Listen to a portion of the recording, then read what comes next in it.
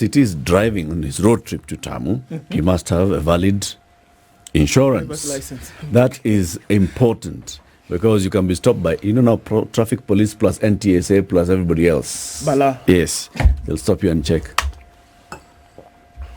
Mzee, habari yako? Have you let a license? Okay. Take the license. Sasa unajua hiyo insurance yako imeisha? Hapana, haijaisha. Angalia. Toka tuone. Toka kwanza. Unajua leo ni tarehe ngapi? What is it that they check in those needs? They just check the date. They check the date. And that's it. That's just about it. So because nowadays you can print your own thingy.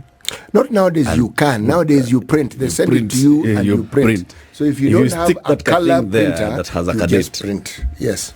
Can they verify whether it's real or not? See, all they need is to check the date. Check validity via I really wouldn't know. I really wouldn't know, but I assume that since you have it, it must be valid because usually you don't get it yourself unless the people who get it themselves. It is sent to you by your insurer. See, we are graphic designers, Bwana. If we can print a degree, Sembuse Insurance. Degree is small. If we can print a banknote. Sembuse Insurance. But there's somebody here who's going to help us understand how to actually check the validity of your insurance certificate. William Kiama is the manager in charge of general insurance business at the Association of Kenyan Insurers. William, good morning. Good morning. Welcome to the hot seat of the Situation Room. Thank you very much. How was your weekend? All right. Well, the weekend was okay. You stayed dry. Yeah, very wet. It's important that you stay dry despite everything else being wet. Yeah? True, yeah. Karibu sana. Asante. Now, to welcome you to the conversation, CT will give you the day's proverb. This week, the proverbs are from the Republic of... Kenya. Kenya? Yes, it is from the Republic. Well, it's an East African country. The one which was just bypassed by Hidayah, whose capital is Nairobi. Well, those who do not know the above, let me just tell you the country is called Kenya. Okay. Yes. Because there are listeners who may not know. This is true. Simple proverb, straightforward. A rat trap catches both the guilty and the innocent. A rat trap catches both the guilty and the innocent. Yes. On the highway. William, do you understand this proverb? What's your interpretation of it? What do you think it's saying? I've not tried to grasp exactly what it means. Think about it. Yeah. Say it again, City. A rat trap catches both the guilty and the innocent. Yeah, I now understand. I can give an interpretation of the same. Yeah. Because whenever, even if the trap, whenever you have you have a situation, it doesn't matter whether you are guilty or innocent. For example, like now we have the floods. Whether you are for example, when you are on the road, then when the flood comes, whether you are guilty or innocent, everybody suffers the same fate from the floods. Or when in a multi-vehicle pileup in an accident somewhere, you may just be the one who was completely innocent. Yep, keeping to your lane, driving at the required speed. Yeah, somebody in front ahead somewhere did some emergency brake.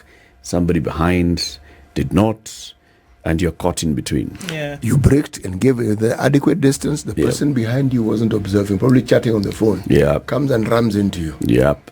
And then the insurance guys now start telling you stories. And that's why you're here, William. The rat trap catches innocent people plus the guilty ones. Let's talk about the association first. What is the Association of Kenyan Insurers? Well, the association is the umbrella body of all insurance companies in Kenya. So all insurance companies are members of the association. And basically, but joining the association is not a mandatory requirement, but based on the kind of services that we give, then they find it important to be members of the association. What services are these that you give? The key services that we give mainly is to check the interests of members. Where are members having problems, and how can we help them to sort out these problems? Mostly, if there's an issue relating to governance, issues relating to the laws that we have in the country, and we do a lot of lobbying in terms of making the business business environment conducive for the members. Yes. So you're just like an association. It's a club of the insurance businesses in Kenya. But you're not the regulator. The regulator is somebody different. Yeah, the regulator is the Insurance Regulatory Authority. Those are the statutory regulators. We, from our end, we do self-regulation, basically, just to tell the members how do you conduct this business, to just ensure that the business is being conducted in an ethical manner. Okay. Yeah.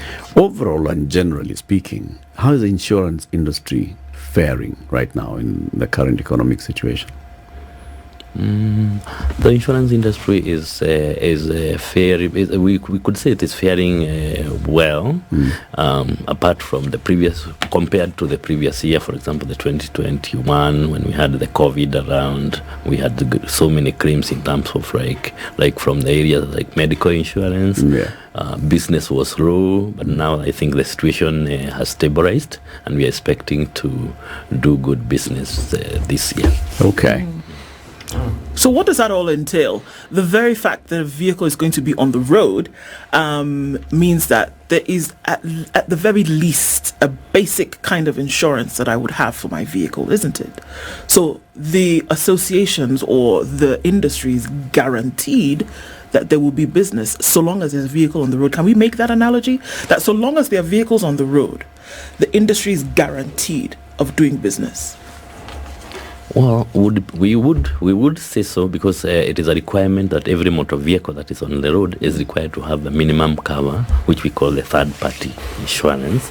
But this kind of insurance apparently is not a business. You wouldn't treat it as a business line per se, because what happens is that there are so many claims for those third-party injuries, for those for maybe death on the road, and basically there are a lot of injuries, especially for the motorcycles. With motorcycle accidents, we have got so many accidents nowadays. So you wouldn't call it a line of business much. There are even companies that will sell you for me to insure you to give you a third party cover, give me some other supporting business, because it is actually a loss making business for the insurance. It's a line that just makes. Maybe what you can do is tell us, just from the roads sector, how many types of insurance do we have? How many types of insurance products are there? We have a number of products for motor vehicles which are on the road. One, we have that we're calling the minimum. The basic is what we call the third-party insurance. Then we have another type of cover that we call third-party fire and theft. Then we also have what we now call the comprehensive insurance. Comprehensive insurance, that this will cover, the third party will cover basically injury to other players on the road or damage to their property. For example, if I was to hit your motor vehicle, then I'm liable to pay you the damages that have caused to your vehicle. So the insurance will now come in, third party insurance will come in to pay for your vehicle, damage to your vehicle, but to my vehicle, there is no cover. I see.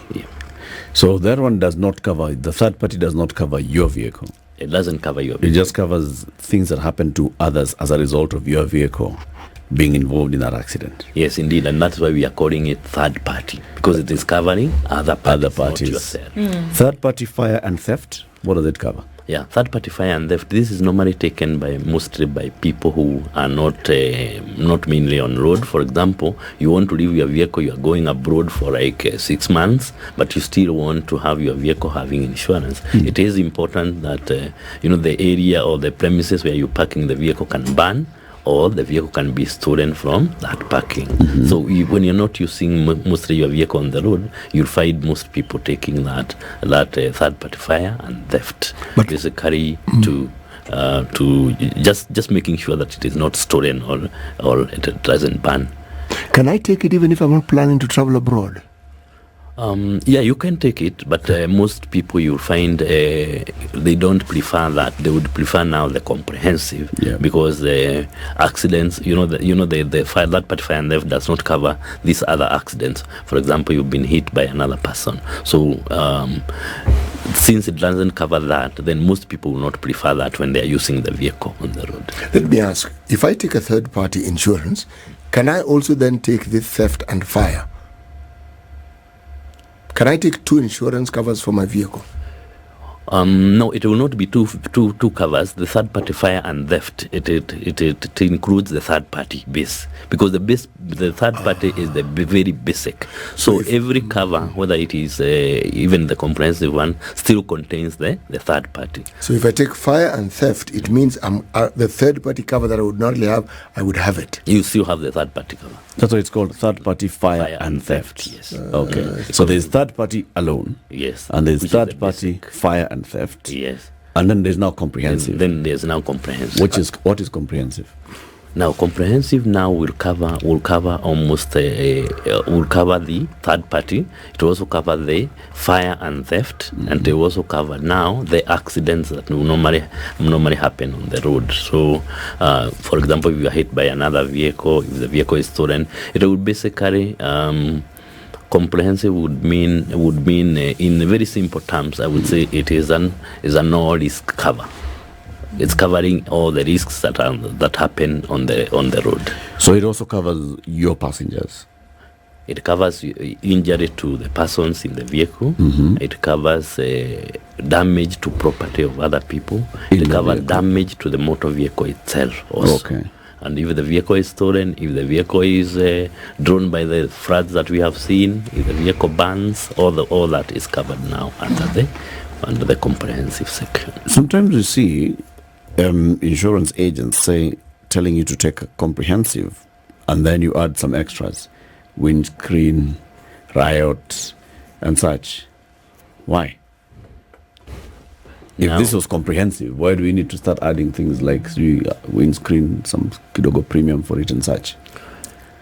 Now the extras that are normally added basically is for you not to. There's something that we call every policy will have what we call a policy excess. Or an excess is an amount that you pay whenever an accident happens. You are required to pay a certain percentage. So the additionals that you hear somebody telling you, let's add the windscreen cover. There's some element that is covered. For example, in the comprehensive, you have a limit of, for example, 30,000 for the windscreen. Okay. Those who are driving larger vehicles like like CT. Yeah. You will find them that the windscreen is like 100,000. So if the cover goes to the 30,000, then means the 70,000 is not covered. Right. So that is why you hear now somebody saying you need to pay something extra for the windscreen, because the value of the windscreen is a small higher. car. It's a small vehicle. Can we take a couple of steps back, because then there's always the question of then which cover to take, and I think that's always it's a debate. So between the comprehensive, and somebody says, well, if it seems expensive for the year, whatever, take this other one. Can you tell us what the difference is between the two? I mean, comprehensive denotes a certain thing. We already can imagine what that would be. And then the other, which is a third party, what is the difference between the two, and which is recommended beyond, of course, that, you want to sell the one that's more expensive, obviously, but what's the difference between the two? As I mentioned, the third party only is a very basic cover. That is the very minimum cover that you will have, and I'm saying that will only be covering injuries to the persons, to third parties, and it will not be covering your motor vehicle at all. Okay. Damages to your vehicles, to your motor vehicle is excluded, but damage to other people's property and injury, that is covered now under the third party. So the comprehensive is a bit expensive. For example, for a basic car, I would say for a small car, Saron, you'll pay like between 5,000 and 7,500. That is for a third party. Now, when we come to the comprehensive, there are basic things that we look at. What is the value of this motor vehicle? Then when we get the value of the motor vehicle, we'll apply a percentage. For example, you'll find some companies applying a rate of 4%, other companies applying a rate of 5%. of the value of the motor vehicle. So this is basically how the premium is calculated. So the premium will be higher for the comprehensive, and the coverage is also wide. Yeah. Yeah. For a more expensive vehicle, obviously. Okay. So as you go into this, the two, whereby every now and then perhaps you need to add a little bit extra for one. Do you have data or information as per folks who are on, or rather, when we see that claims then are made or that accidents happen and then something needs to be done as a result of that, where do these individuals fall? Do you have data along those lines that, for example, folks under third-party insurance cover usually end up in an accident situation that is not able to be cared for by the insurance? Do we see numbers like that? Not quite. Not quite. We may not have. I may not have the exact numbers, but you'll find sometimes we have people. For example, the accident happens, and then when you check out, that person really did not have an insurance cover. So you'll find a number of people are exposed when the accident happened, and that person did not have the insurance cover. Okay. So when an accident happens and somebody says, well, all right, how about you call your mechanic and let the figure out, and then the other person says, actually, no, I'm going to wait. I'm going to wait for insurance to come. What exactly is happening in this process? Yeah, when an accident happens, it's a requirement for the person to, it is a requirement under the policy to report to the police. Then once you report to the police, you are issued with what we call a police abstract. So once you get a police abstract, then that is the document that you use to lodge a claim. You'll find people trying to say to you, we are not going to move the vehicles must stay here. Yes. It's not actually a requirement. Vehicles should be moved from the road whenever there is an accident to avoid more accidents happening.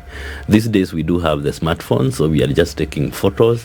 When you look at the photo now, you're able to determine how did this accident happen, and who do we blame for the accident. Because before that, the question is, I remember, was it not police would come with a piece of chalk? I mean, God help you if it was raining, but all right, come with a piece of chalk and kind of draw what was happening so that you know exactly what happened.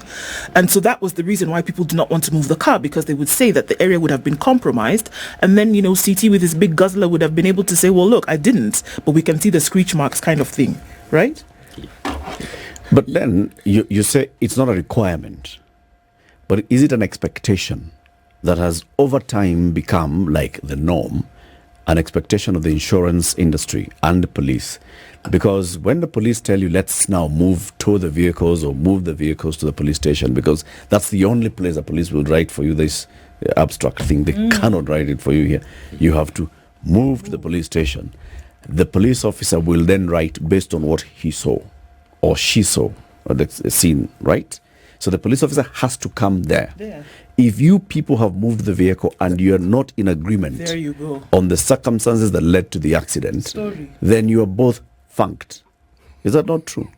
Because the police officer will come there and find driver number 1, driver number 2. Hapana ni mimi, I was in front. No, you break. In fact, he moved in front. And then the police says, so now how do I know what both of you guys are saying? How do I know what happened? And then Move also, the vehicles. remember that you, our insurers, tell us not to admit liability. Yes. Yeah, the good thing is, as I've mentioned, the good thing is now we have smartphones, we have taken photos, so you're able to easily tell where was my vehicle or where was the vehicle before the accident. We also have what we call the witnesses. Sometimes you find the police will come and ask people what happened here, because sometimes they're not there when the accident happens, but they will ask people around what happened here. And they'll ask you your story. And then they also ask me my story. So from the story, they're able to quickly deduce what happened.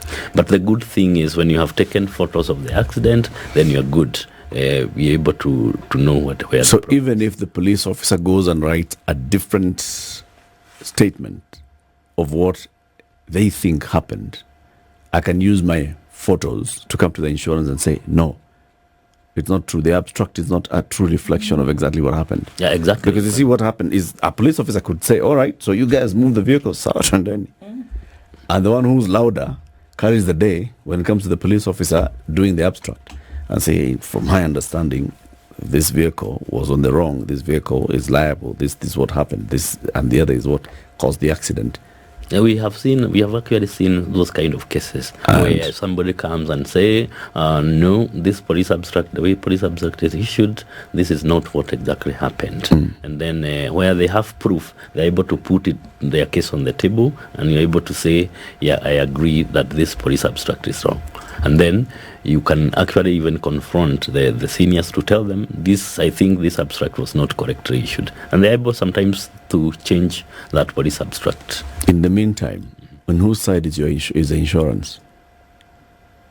Yeah, that is the elephant in the room, because now we will need to follow that document. But the good thing is most of the cases that you'll find insurance is now recovering from your vehicle is repaired by your insurer, whether you are on the wrong or not. Yeah. Especially when you have a comprehensive cover, it doesn't matter whether you are wrong or not. Wow. Your vehicle must be repaired by your insurer. Okay. Then that insurer will claim from the insurer who was on the wrong. So it is the insurer who will claim from one another. And then when the situation happens, they will be able now to table their cases, look at the pictures, it is insurer to insurer. Okay. Look at the pictures, look at the abstract. And then you're able to say, okay, I will admit up to 70%, and you will take the 30%. Yep. So that is the kind of an argument that happens between one insurer. The insurers. Yeah, but for me, as long as an accident has occurred and there is damage to my vehicle or even injury to somebody in the vehicle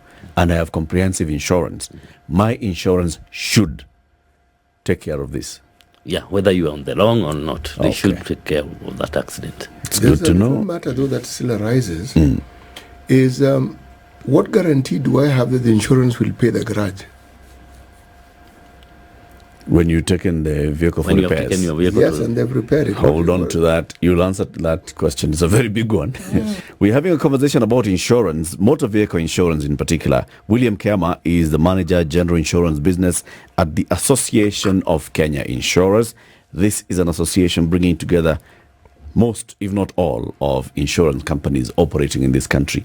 Today we are speaking specifically general insurance, specifically motor vehicle insurance, and he'll also tell us the importance and how to check the validity of your insurance certificate, the one that you receive. How do you know that this one is genuine or not? Seti had asked this question. What's the relationship between the insurance companies and the garages? And there, as Seti is asking, there's those garages which will tell you, we have not been paid by this insurance company for many months and many claims. What's that relationship? I think the key thing that we have, the relationship between the garages and insurers is each insurer has got contracts with some garages. So they have agreed on a working formula in terms of you'll be repairing my vehicles, I will be paying you at this time, or I'll be paying you at these intervals. So you'll find once the vehicle is repaired, what the garage requires is what we call a release letter. So once they get the release letter from the insurance company, they will release the motor vehicle to you, and then they will be left now with the insurer. They have some working arrangement in terms of this is the payment formula. Is it all insurance companies? All garages? If I have a garage that I've been using for the last 20 years, right? So I have Wainaina, who understands my car in and out. And I say that I'd like my car to only be touched by Wainaina. Can I tell my insurance the same? Yeah, you could tell your insurance the same. So what happens is the insurer will have done an assessment of the motor vehicle. So what they will tell you now, if you must go to Wainaina, then they pay what we call cash in lieu of repairs. So you are paid some money and you're told, okay, if you must go to Wainaina, we don't have a working arrangement with Wainaina. Right. I don't know whether Wainaina will demand a payment before releasing your motor vehicle. So if I gave Wainaina a release letter, is he going to accept it? No. Because we don't have a working arrangement. Right. So I'll tell you then, what you'll do is get this amount of money, go and pay Wainaina once he repairs your motor vehicle. But I'll need my assessor to come and see that Wainaina has actually repaired that vehicle to the required standard. Because again, if I give you money, you might go and say, okay, I'm not going to fix X, Y, and Z. Yeah, I'm just fixing this A, B, and C. So I will require my assessor then to come and check has that vehicle been repaired to the extent that we had agreed. Okay. Yeah. The issue with a lot of these things is the time of payment, isn't it? And that's why we see a lot of the frustration that folks talk about. That should you be in an accident or then need have a situation whereby insurance needs to pay out, that certain garages, for example, will not take it if they just hear the word insurance. Before you even complete the word, they're like, nope, we're not going to do this. The issue is the time that it takes for the payment to come from the insurance company, is it not? So why does it take so much time, I wonder? Because when we go and we sign those, great documents and we get that, we are told that in the event of 1, 2, 3, right? If you take your vehicle for fixing whatever, a payment will be made within such time. But it still seems to be an issue for quite a number of folks that the time it takes sometimes goes beyond the time that was stipulated.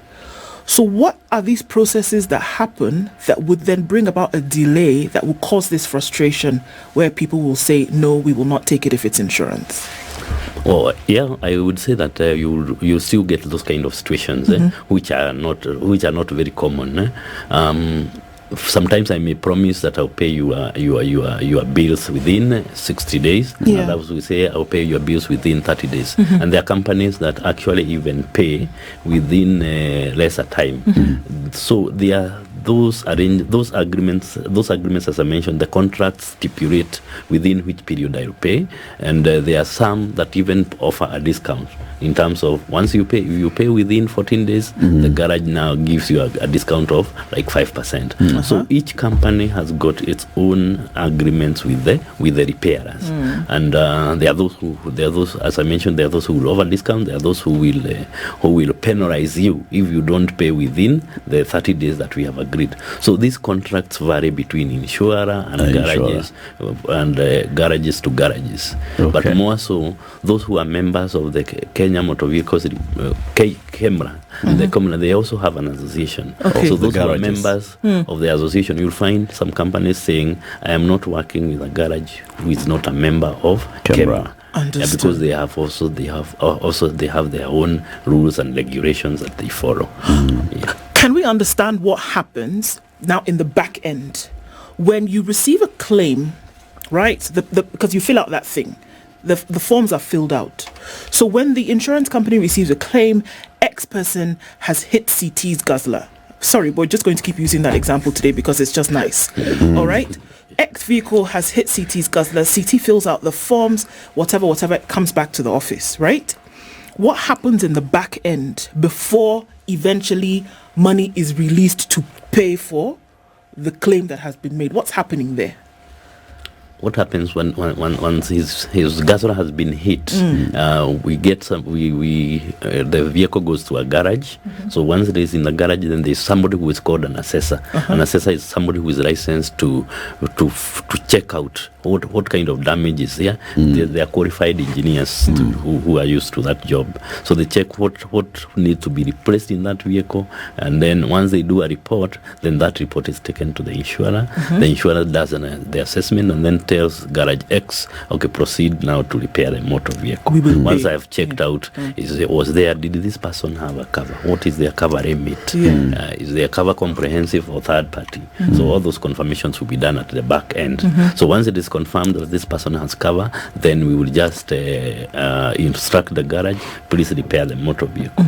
And then the garage will proceed. Once they have done the completion of the vehicle, then the assessor will come back again and checks out, is this vehicle done? Yes, it is done properly. Then they will request the insurer now give a release letter to the garage. Then the garage is given a release letter. Now they release the motor vehicle to him. Yes. After that, now it is the garage and the insurer. Now the insurer sends the bill. The garage sends the bills Yes. to the insurer. Yeah. Then the insurer now pays within the kind of arrangement that they have. And this process can all happen because of this initial number we talked about, that at the beginning of the year or whatever period that you've paid your, let's just say comprehensive, that you've paid your comprehensive insurance amount at whatever 4% of the total value of the vehicle. Now, because you've paid that, then in the event that this should happen, all of this process then can take place. and then you can pick up your vehicle while insurer and garage sort out each other. Yeah, exactly. That's what happens. Once you're given your vehicle, then the issue of payment now is between the garage and the insurer within the terms of their contract. Okay. Somebody's asking, what should a policyholder do when a claim is underway and then this particular insurance company is placed under receivership? So you have taken insurance with a certain company, you make a claim, not knowing what's happening in the insurance company behind the scenes. And then as you've lodged your claim, you then hear in the news that these insurance companies actually have going through some financial difficulty. They've been placed under receivership or something or the other. What happens to you and your claim? Now, what happens when an insurer is they do not go into receivership immediately? What happens is normally appointed a statutory manager. So once that statutory manager is appointed, and that is when an insurer is not able to operate properly, the commissioner of insurance, we have the commissioner of insurance who is the CEO of IRA, checks out and appoints somebody who has some knowledge in insurance and tell them, go and look at this company and tell us whether this company will be able to run, will be able to pay its liabilities or not. Then that statutory manager is the one who takes charge of that company. Right. Now, depending on the stage that your claim or your claim was, we have what we call the Policyholders Protection Fund, and that is a government fund. Which is funded by all the insurance companies. They pay a certain percentage to that kitty, so that in the event one of the companies is placed under statutory management, then those claims are paid from the Policyholders Protection Fund. So as the name suggests, it is supposed to protect those policyholders. Right. So if your claim had been processed to that extent now, and the person had been authorized, then the policyholders will pay for that accident, and you should be able to get your motor vehicle.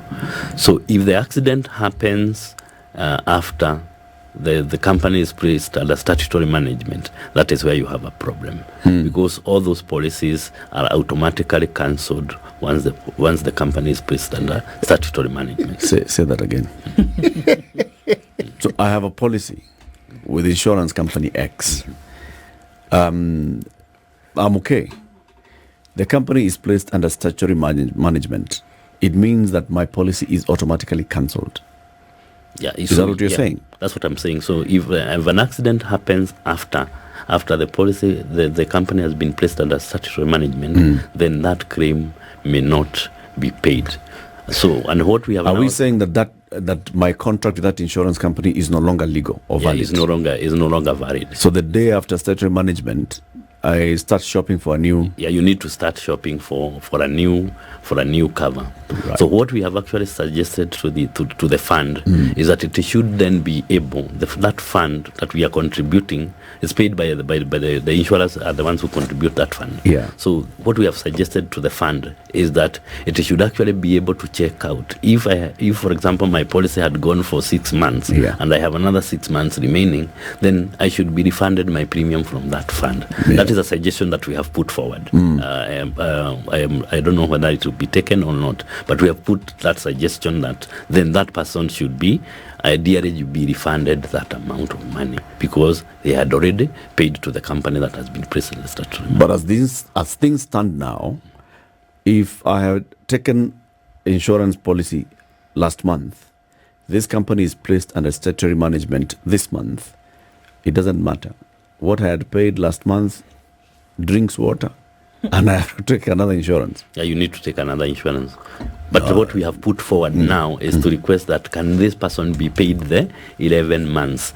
And maybe to say, why do we need to put a company under statutory management? Yeah. And this is mainly because... You're not liquidating the company. Yeah, this is mainly because, when they are taking premiums, they are taking money from the public. Yep. Now, if if you see like this person is not able to meet their liabilities, then you are asking, is it right for this company to continue taking money from the members of the public and is not able to meet its liabilities? Let's get an independent person to do that assessment. Right. And that is what even happens to banks. Yeah. And you find a bank has been stopped from picking money from the public if it is not able to meet, if there's a suspicion that it's not meeting its liabilities. And that is why you see central bank coming in to have that situation corrected. Yeah. Okay, you have the central bank coming in to sort out that situation. Who is the central bank for insurers? The Central Bank for Insurance is the Commission of Insurance, or the Insurance Regulatory Authority. So it's the one who places companies under. Okay, and what does Kenya Reinsurance do? Now, Kenya Insurance, this is an insurance company. The insurance company is a company that insures the insurance companies. We have got a number of insurance companies here in this country. So most of the insurers, they don't carry the liability on their own. So there are some percentage that is insured by an insurance company. We have companies like Africa Re, companies like Zepri. All those are insurance companies that we have here insuring the insurance company. So why I ask is because you will find that when you bank, there are some banks that, depending on the sort of account you have, they will offer you certain insurance products. Some of those products involve even redundancy. In the event that you are laid redundant, they know what you earn because it comes to the account. Yep. They will, for a certain period of time, pay you that equivalent. In addition to that, if you had a loan facility with them, they will pay that loan facility for a certain period of time. Okay? Correct. Essentially, they've offered you a cushion.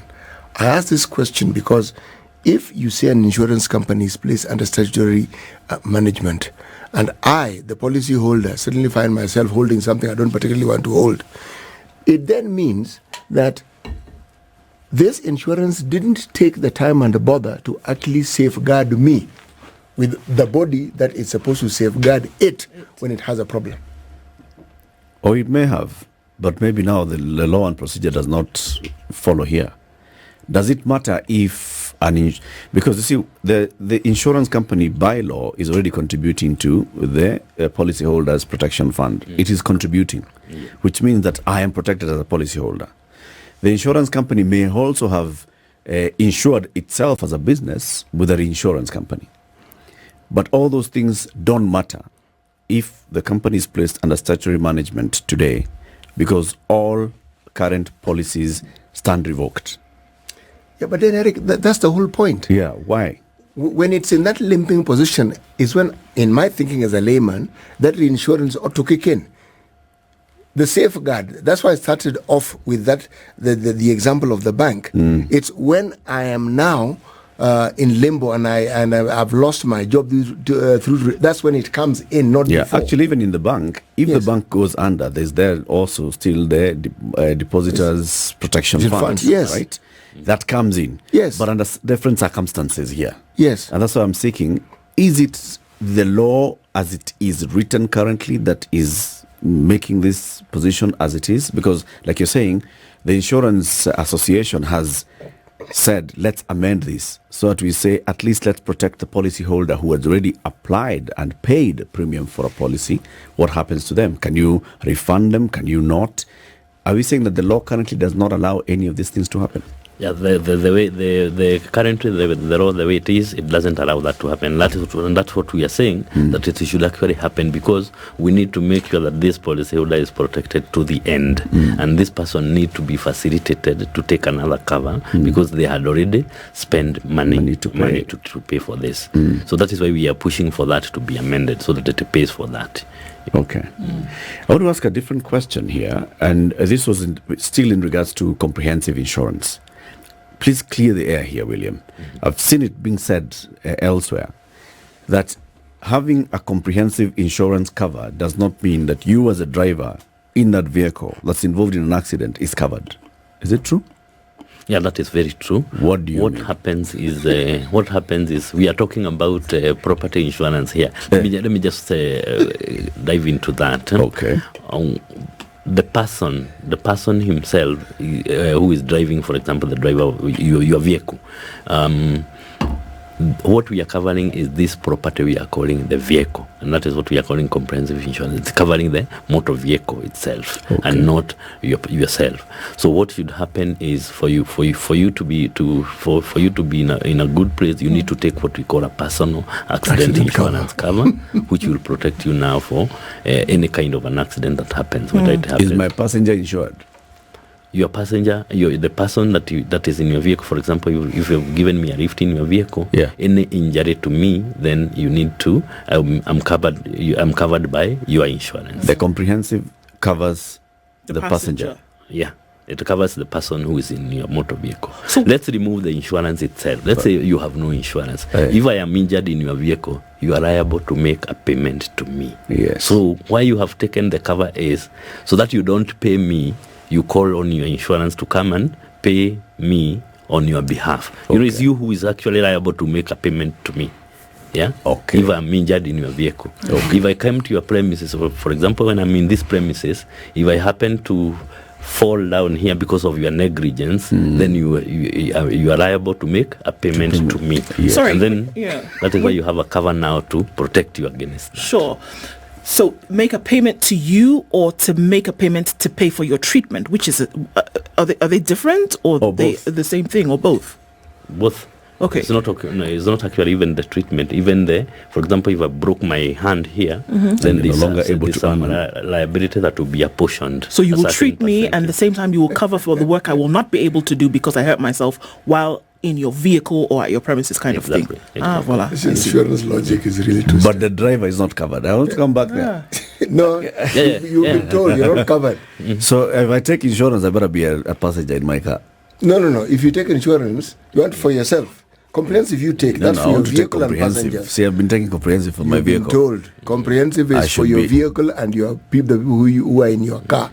You, if you want, you can take a personal accident insurance. You've been told. If I am a passenger in that car, I'm covered. And what I've tried to explain, I've just requested you to move out from insurance for once. You say there is no insurance, but you've hit somebody or you have injured somebody without insurance. Who is supposed to pay that person? It's the owner of the car. The owner of the motor vehicle is liable to make a payment, whether they're driving the car or not. Yeah. So that is why now, after we have established that you are liable to pay. We have now called the insurance. We have asked insurance, please come and pay for me, because that's the main reason why I have insured. Okay. Somebody else is asking about the COMESA insurance. What's that? COMESA insurance is normally taken when you are going out of the country, because we have what we call the policies that we issue covers will mostly be covering while you are in Kenya. So there are countries that came together and said, look, to facilitate people do business, I think we need to have one cover that can traverse the various countries. So that is what we call COMESA Yellow Card. It's normally given to go to visiting other countries. When you want to go to Uganda, you want to go to Tanzania, you want to go to Rwanda, then you have to take that COMESA insurance. So how it operates, it pays you for your for third party only. It's a third party cover. It's not a comprehensive cover. So it will pay claims based on the minimum cover that is required in that country.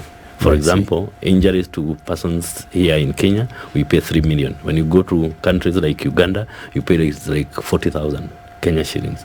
So if a person is injured on that side now, the card will pay for that 40,000. But when they come to Kenya, they will pay the 3 million, which is the minimum liability in the country that is being visited. Okay. So look at us. We have come to the end of the show. And what we said, we were going to ask, which is how to verify your insurance certificate. We have not covered it. There's time. 2 minutes is enough. How do you verify your insurance? It's not even 2 minutes. It's 40 seconds. 40 seconds is good. How do you do it?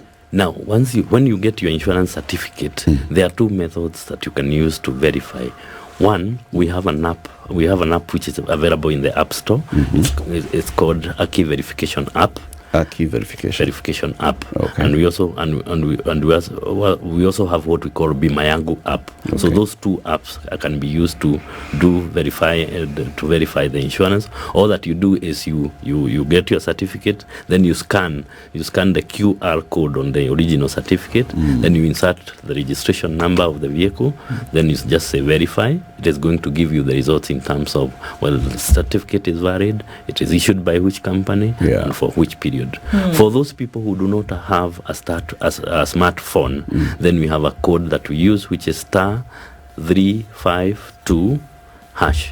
Then you'll be requested to insert the certificate number and the vehicle registration number. You'll be guided through the process, and then you just verify. It's going to give you the same results if it is valid.